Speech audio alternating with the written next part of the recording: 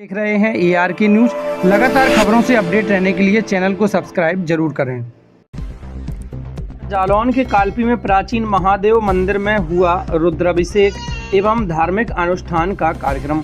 प्रतिवर्ष की भांति इस वर्ष भी सावन माह के पवित्र तृतीय सोमवार पर धार्मिक पौराणिक व छोटा काशी के नाम से प्रसिद्ध नगरी कालपी के सदर बाजार स्थित महादेव मंदिर में विधि विधान से सिद्ध शिवलिंग का रुद्राभिषेक एवं कई धार्मिक अनुष्ठान किए गए, जिसमें मुख्य यजमान के रूप में उप जिलाधिकारी सरीला डॉक्टर बलराम गुप्ता व उनकी पत्नी श्रीमती नेहा गुप्ता, युवा कल्याण अधिकारी कुरारा हमीरपुर उपस्थित रहे। तो वहीं भगवान भोलेनाथ के भक्तों की भारी भीड़ देखने को मिली। इस मौके पर महादेव मंदिर समिति अध्यक्ष अनिल कुमार पुरवार, मेवालाल साहू, रविंद्र पुरवार, लखनलाल द्विवेदी, नरेश द्विवेदी, रविकांत पुरवार, लेखपाल जयवीर सिंह छोटू, विधायक गोपाल जी द्विवेदी, विशाल सेन, कपिल दीक्षित, पवन विश्वकर्मा, अमित अग्रवाल, दिनकर पुरवार, आयोजक योगेश कुमार द्विवेदी सहित दर्जनों भक्तगण मौजूद रहे।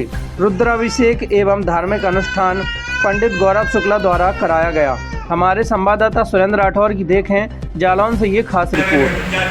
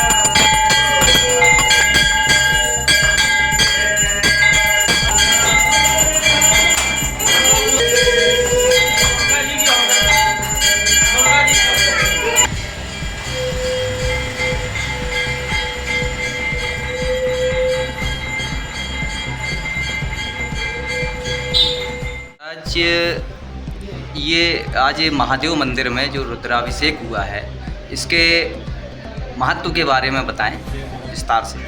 महत्व तो इसके बहुत है।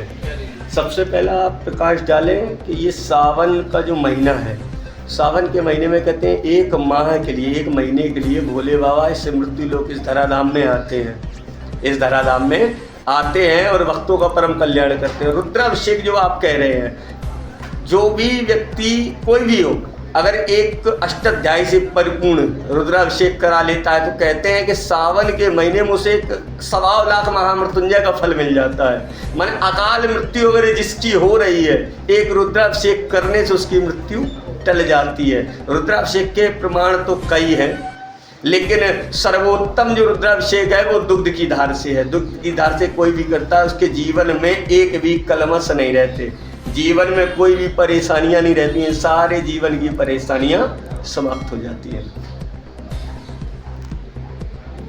ये सावन के महीने में जो रुद्राभिषेक होता है उसका क्या विशेष महत्व? विशेष उसका ये महत्व है, आपको बोला ना कि ये 1 महीने के लिए। भोले बाबा कैलाश में नहीं रहते, भोले बाबा शिवलोक में नहीं रहते, इस धराधाम में आते हैं। तो कहते हैं कि जो भी शिवलिंग में यथाभाव यथाश्रद्धि अभिषेक करता है, रुद्राभिषेक कराता है, तो उसके सभी मनोकामना परिपूर्ण होते हैं। अगर रोगी है, मान लीजिए एक रोगी है और रोग है, उसे असाध्य रोग है, कोई ठीक नहीं कर पा रहा, मैं गारंटी लेता हूँ, आप आइए भोले बाबा के मंदिर में जाइए और जाकर के एक रुद्राभिषेक साधारण सा कर लीजिए, आपका परम कल्याण होगा। क्यों?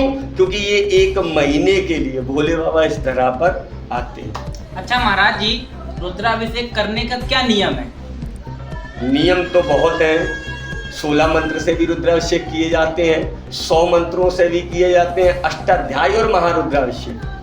अब आप करना किस उद्देश्य से चाहते हो, उद्देश्य भी मायने रखता है। आप जल है, हमारे पास कुछ है नहीं, ज़्यादा व्यवस्था हो नहीं पा रही, हम जल लेकर के, जैसे कोई व्यक्ति रोगी है, उसको रोग है तो वो गुर्छ लेकर के उसे कूटे और जल में मिलाए। देखिए भोले बाबा कितने सौम्य है, कितने सरल है कि गुर्छ लेकर के जल में मिलाइए, जल में मिला करके उस जल से अभिषेक कर दीजिए, रोग में शांति मिलेगी। हाँ, ऐसे भोले बाबा आशुतोष तुम अवगढ़ दानी। अच्छा महाराज जी, हमने ये भी सुना है कोई गुड़ से भी करता है और कोई चीनी से भी करता है। सुनिए शहद से चीनी शहद, उसका एक कारण मैं बताऊं। आप लक्ष्मी प्राप्ति करना चाहते हैं तो गन्ने के रस से आप कीजिए। अगर आप लक्ष्मी प्राप्ति करना चाहते हैं तो गन्ने के रस से कीजिए। आप यश की प्राप्ति करना चाहते हैं तो आप शहद से कीजिए। आप मान लीजिए अपने जीवन में संतति की वृद्धि चाहते हैं, संतान हो, मादा वंश कभी समाप्त ना हो, बढ़ता ही रहे, तो दही से आप कीजिए। और दूध से करने से सभी सिद्धियां मिलती हैं, सब कुछ, सभी मनोकामना दूध से परिपूर्ण हो जाते हैं। तो रुद्राभिषेक के तो कई नियम हैं, लेकिन सरलतम यही है कि आप एक लोटा जल ले लीजिए, उसी से ही कर लीजिए, भोले बाबा उसमें भी प्रसन्न है।